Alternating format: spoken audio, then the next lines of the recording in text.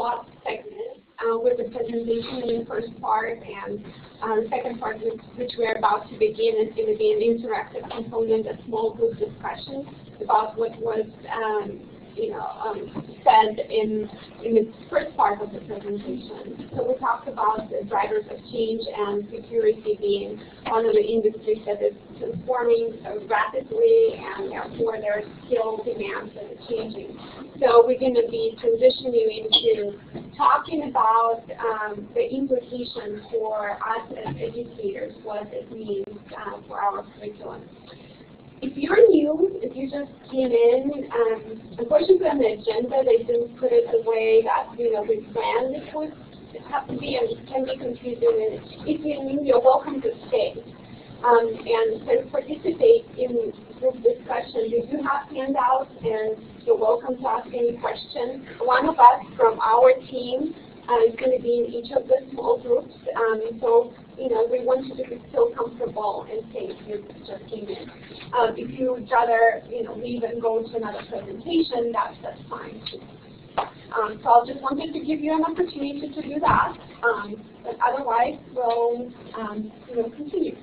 We also have, just to remind you, if you haven't dropped your business card in, we have this wonderful Starbucks bag.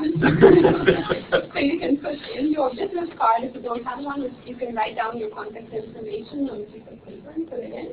But we're going to do a drawing for a wonderful $50 gift card to Best Buy. So you have to stay and you have to be present. Anybody who's new, if you could raise your hand and I'll get you sent out. I mean, the information and the discussion is going to be very exciting, much better than Best Buy cards. So anyway, we're going to divide up into groups and we'll have a discussion. But before I divide you up into groups, let me just frame it a little bit. There are 3 questions that each group needs to cover kind of in their discussion. And it's going to be focused, basically, you're going to take all the information that you just heard and translate it into, okay, what does it mean for us? We know there are lots of challenges we face as educators, especially in community college system. We know that many of you have already overcome some challenges, and you have best practices that you've developed in your colleges. So this is also an opportunity for you to share that and come up with some creative solutions on how to address the future that is coming. So the 3 questions are going to be framing your discussion, and you're going to have 30 minutes to do that. So, best way to structure it is to, maybe 10 minutes for each question or something like that. The first question is, looking forward, what challenges lie ahead for ICT educators in preparing the future workforce? Second question is, what are some of the common barriers, challenges to anticipating and integrating new technology into the existing curriculum? And the third one is, what would you hope to see develop as potential solutions to those challenges? And maybe, if you spend more time on the solution, that would be really awesome. Because we know we have a lot of challenges and barriers, but so we really want you to spend some time and not shortchange the solution discussion. So we're going to have 4 groups, and each one of us from our team is going to be part of the group. So you'll have opportunity to ask questions. Anything else that I missed? Okay, so then can those who just came in and were not part of the presentation, just raise your hand so that we know how many newcomers we have? About half. About 8. About 8. About 8 or 20. So we'll just why don't we do 1, 2, 3, 4, and then what we'll do is we'll do a little adjusting. We want to make sure that the 8 folks who are new are kind of evenly distributed through the 4 groups, because you're going to be, in a way, leaning on the folks who are in the first half of the session, who heard some of the overview and about cybersecurity and the different challenges and issues about preparing the future workforce in cybersecurity. Okay. So I'll just do numbers, okay? 1, 2, 3, 4. 1, 2, 3, 4. 1, 2, 3, 4. 1, 2, 3, 4. 1, 2. Yeah. So we'll do the 4 So we'll do, right, so 4 rows, 4 corners. You want to do 4 corners? Yeah. So we'll do, number 1 will be right there in that corner. Number 2 will be here. Number 3, the back of this row. And number 4 is going to be right here. Okay. So I'll work with the blank here. Why don't we just combine this? And while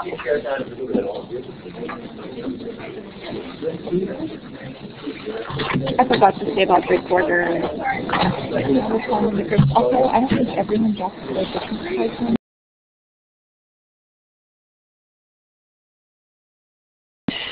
Challenges and barriers kind of, we sort of conflate. Yeah. Okay. So one of them had to do with this time frame. At least when it comes to a 2-year community college, there's not enough time to cover everything, especially when you're dealing with a substantial discipline. So that's one of our issues. You know, it's just putting together a networking major, for example. You know, good luck covering everything you need to cover in 2 years. We have a lack of standards. And please feel free to chime in those that were part of the group here, because I will miss things. Okay. Because of the change, the pace of rapid change, you know, what we're dealing with is our moving targets. We have a problem with repeatability. You know, the old standards for college courses. You take a course, you pass, you're done, and you know, and you have to get special dispensation to repeat it. You know, and so that's one of our challenges. Putting together a coherent curriculum in a reasonable amount of time. And the curriculum review process, we're dealing with bureaucracy, where just putting together a curriculum can take a year and more just to get something established or approved, much less put together the content of the courses. We have an issue here, and I'm going to ask for assistance here with this one. There's an enrollment issue having to do with career technical education, which is kind of what I'm involved with, versus the academics and enrollment. Can you say a little bit more about that? Mainly, it's an issue of it's easier to get more sections of English and math because that's the dominant courses, and then if you're going to cut something, then we tend to cut the TE classes that might not fill, especially at the more difficult types of courses that are harder to fill. Finally, just disciplinary integration. What that has to do with is that the comment that you made earlier. You know, like everything can be hacked. Okay, so therefore, this is our security issues in particular are no longer limited to what we think of now as computers, because of course computers are invading everything. So finally, we have, let's put this up here. Okay, proposed solutions. Redefining the role of a community college. Okay, community colleges basically are 2-year institutions. May not be enough anymore. So just a couple of possibilities. You know, one is that we allow community colleges to do a 4-year program. Pardon? Okay. Well, shall I be going? All right, really quick. 4-year programs, or maybe 3 years with a university year attached to it. We need a standardized system-wide curriculum, statewide, really, I would say, and a process to adapt and adopt them, certainly more quickly. A dynamic versus a static learning curriculum. We need to be able to change quickly. It needs to be more fluid than we've been able to do before. Measuring, how do we measure student learning outcomes, especially in 20 years? Okay, you know, we're looking at big data now. You know, it may be that that the measurements might be attached to individual students, and then repeatability. How long does it take for the knowledge that you just got in this class to become obsolete? You know, one of the issues, of course, for example, a computer book is generally you can't sell it to a used bookstore after 3 years. Okay, so things like that. That's it. Thank you. Okay, group number 2. And we're going to ask that you just build off of, if there's anything similar to what got reported in challenges or solutions, then pass that by and just add new things in the interest of time. Okay. We're a little more succinct, and the technique is on the best looking, so that's why I'm up here. The challenges, the professional development, those that are actually doing the teaching. Money, of course. Finding information about what the employers want, because that's really what we're looking to do, get them out to work. And soft skills, major issue. Okay. Barriers, diversity of the students, their backgrounds plus their education and ability to learn, and diversity of goals. What do they want out of it? We know what we think they want, but we don't know what they're looking for. And solutions, industry contacts, the instructors as facilitators, because you've got to do more than just present material. Security literacy, that's going to be endemic to everything out there. Ethics is going to be a really major thing, and we've got to be the driving force for that. Otherwise, we'll send people out, they'll be like machines, and they need some of that background. Training skills like critical thinking, which transcends any discipline they're in. We need to teach soft skills and feedback from employed students. We send someone out, they get a job, they let us know how well we did or where we can fine-tune it. And then regional centers of industry info, because if we're looking 20 years down the road, how are we going to find out beyond just the year or two of the feedback we're getting? Thank you. Great. We have 5 minutes. Real quickly, building upon what's already been said, one is the idea of having pathways all the way down to the middle school level to make sure we don't have time to teach students things twice. We can make sure that things are done efficiently as they come. There's so much, plus the ability to distill too much information. The idea of having all this big data that's out there and being able to distill it properly is kind of, it goes along with critical thinking skills, but just the ability to be able to deal with data wisely.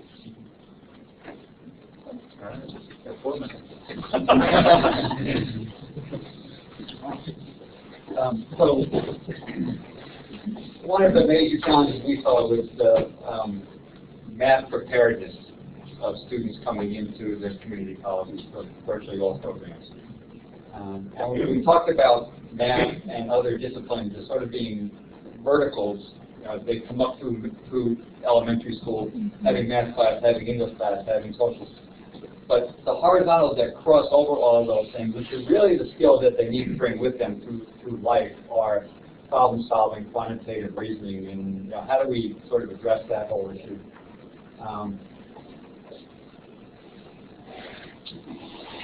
think a lot of students are not aware of all the different opportunities that are available to them in the large ICT umbrella space.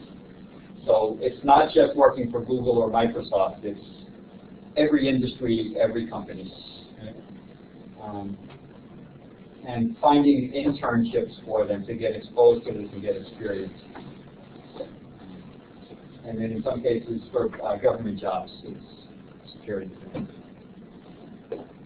Barriers primarily are resources, which cover funding, space, time, to put technologies into the classroom and across different curriculum. In some cases, there's resistance to change. I've been doing this class this way for 107 years. And then there's the physical stress of as you come up through middle school, high school, every single class is a computer lab or a science lab. then you're always sitting at your one station doing something. And a lot of kids just need to get up and have a change of environment. That won't be true in 20 years. We'll be using Connect gestural interfaces. You know, we'll be up and moving about more. So those are basically the challenges and areas if I missed anything. I still have about a minute. No. I'll take time. We get a minute to wrap up. So some of the solutions, teamwork, and just working on the fundamentals well before students are coming to us in the community college. And that whole preparedness thing starting down in second grade or somewhere. Great, thank you. We can't be afraid of standardized curriculum. One of the things that as faculty, yeah, we own curriculum, yes we do. But the only way to be efficient about this is we get together, we build standards, and we follow them. These little key things that we've all built our own colleges, listening to yesterday's presentation, we can't have that. It's inefficient. It's inefficient for our students, it's inefficient to get them the knowledge. We need to be willing to accept that standardized curriculum and to work with it. And until we are, we're going to just delay what our students are going to be able to do.